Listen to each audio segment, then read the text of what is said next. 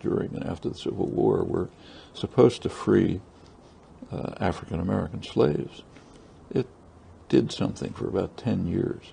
Then there was a North-South Compact, which essentially granted the former slave-owning states the right to do whatever they wanted. And what they did was criminalize black life in all kinds of ways. That created a kind of a slave force.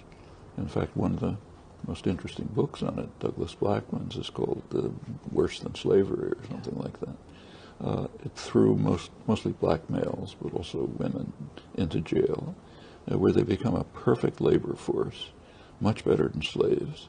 If you're a slave owner, you have to you have to keep your capital alive. If the state does it for you, it's terrific.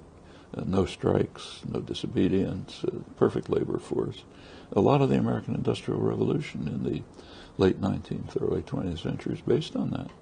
Actually, it pretty much lasted until the Second World War, when there was a need for what's called free labor in the war industry. After that come about two decades in which African Americans had a kind of a shot at entering the society.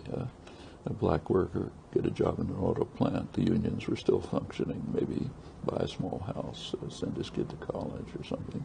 By the 1970s or 80s, it's going back to criminalization of black life. It's called the drug war, which is a racist war. Ronald Reagan was an extreme racist, didn't hide it.